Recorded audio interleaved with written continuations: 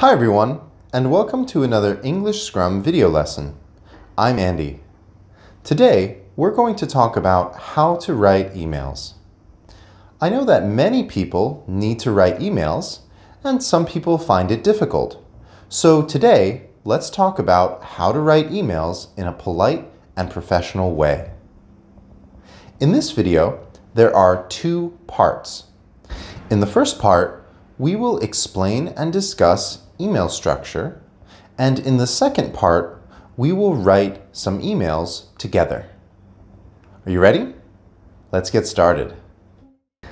Okay, everyone. So the email structure has three basic sections. There's the hello section, the business section, and the goodbye section.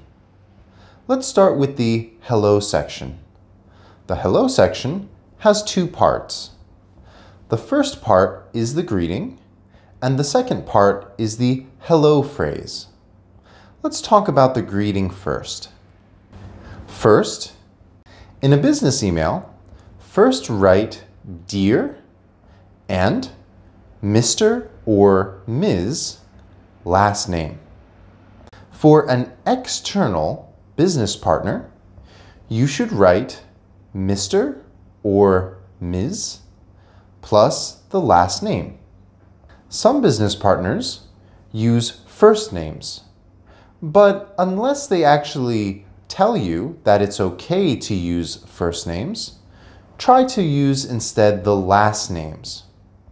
Okay, so here's an example. Dear Mr. Smith, or Dear Ms. Tanaka. Here's an important point to remember. Don't use Mr. or Ms. plus the first name. So we shouldn't write Dear Mr. John. This does not sound very natural. Instead, please use the last name. If you use the first name, you don't have to put Mr. But you should write Dear John. Here's an additional note if you're conducting business in Japan. You can write with the name plus san. Like this, Dear John-san, or Dear Tanaka-san. This is a very natural convention in Japan. Now, let's talk about the second part of the hello section. There's the hello phrase. For a general hello phrase, you can use the following phrase. I hope that you are doing well. This works in any situation, but there are some other options, depending on when you are writing the email. So if you're writing an email on Monday, you can write, I hope that you had a good weekend. Or if you are writing an email on Wednesday or toward the middle of the week, you can say, I hope that you have been having a good week. And if you're replying to an email, you can say for your hello phrase, thank you for your email. Okay, let's move on to the business section. In the business section, you need to say why you're writing the email. This announces the main point of your email so that the recipients understand it very clearly. So we can use the following phrases. I am emailing you to, or I am emailing you because. These are two very common business section phrases. For example, you can say, I am emailing to confirm the event schedule. Or you can say, I am emailing because I have something very important to share with you. Finally, there's the goodbye section. There are two parts to the goodbye section. First, the goodbye phrase, and finally, the farewell. let's talk about the goodbye phrase. Here's a simple way to end almost any email. I hope that you have a good day. Here's another way you can say this depending on the content of your email. For example, if you want to get a reply from a person, you can say, I'm looking forward to your reply. Or if you are going to see the person soon, you can say, I'm looking forward to seeing you at the meeting. Finally, for the farewell, you can use one of two basic phrases. You can use the word regards and your name, or you can use sincerely and your name. Let's talk about regards first. For regards, you can use this for normal business interactions, especially to people who you write to regularly. For sincerely, you can use this for special business interactions to people who you write to rarely. So everyone, that's the email structure. So now, let's actually write some emails together. Are you ready? Let's get started. Let's imagine that you are writing to an external business partner and you are writing to confirm a schedule.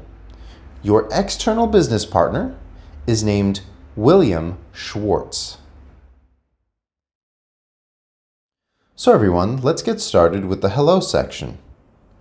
Remember, we have the greeting and the hello phrase. So because this is an external business partner, we can use Mr. plus his last name. In this case, Dear Mr. Schwartz. So you can say, Dear Mr. Schwartz. Remember to put a comma after the name. Then hit enter, and then write the hello phrase. I hope that you are doing well. That's the end of the hello section, so now let's move to the business section. Hit enter again, and then type in the business explanation phrase. I am emailing to confirm the schedule and place for the next meeting. Date, September 30th, 2022. Place, meeting room number 3 on the 5th floor. Then you can hit enter. Please respond to confirm that you can still attend this meeting. That is the end of the business section. So finally, you can move to the goodbye section. Remember, the goodbye section has the goodbye phrase and the farewell. Use the goodbye phrase, which matches this email. I am looking forward to hearing your response. Hit enter, and then put in regards, comma, and your name, Andy W. And this is an external business email. How was that, everyone? As you can see, we have a simple but polite and professional business email. So now, let's move on to another type of business email, the internal business email. Imagine that you are a manager and you are writing to your subordinate. Her name is Kelly Vand. You are writing to congratulate Kelly for her wonderful accomplishments this year. Her accomplishments include 3 things. First, she made her sales of 12%, but her target was only 5% for her team. So she exceeded the expectations and she exceeded the target. Her next accomplishment was that she used her budget very, very well. Her third accomplishment is that she achieved great teamwork with her team and a really nice cooperative atmosphere. So everyone, let's write this business email together, the internal business email, to Kelly. Okay, let's remember the structure. We have the hello section, and we start with the greeting. Dear Kelly, comma. We're using Kelly instead of Dear Ms. Vand because Kelly is someone we know, someone who's very close in business. She works for us. So we can use the first name. This is very common with internal business emails. So we start with Dear Kelly, comma, enter. I am writing to congratulate you for the great job you have done this year. As you know, with the hello section, we can start with the greeting, Dear Kelly, and then usually we have a hello phrase. But in this case, we can skip the hello phrase and just go right to the business part, announcing the purpose of this email, especially since this email is very positive. So you can say, I am writing to congratulate you for the great job you have done this year. You can hit enter again and continue the business section. Our original target was a 5% annual increase, but through your hard work, your team made 12% annual increase. Well done. And I heard that you handled your budget very effectively. This is an especially great achievement. Finally, I heard some very positive feedback from your teammates. You are an excellent team leader. Okay, that's the end of the business section. Finally, we can make the goodbye section. Start with the goodbye phrase and end with the farewell. The goodbye phrase connects with the content of the email. Please keep up the good work. Then finally, the farewell ends with the regular farewell. Regards, comma, Andy W. So everyone, how was that? We went over two types of emails, the external and the internal business email. We applied the email structure and all the appropriate phrases. So everyone, the only way to get better at writing business emails is to write business emails. So go out there and give it a try. All right, everybody, thank you very much for watching this video lesson, and we'll see you in the next one. Goodbye.